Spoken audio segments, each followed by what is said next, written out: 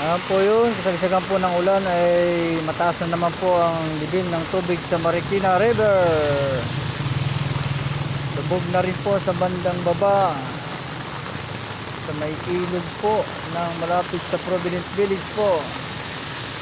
Ayan po yung tubig natin.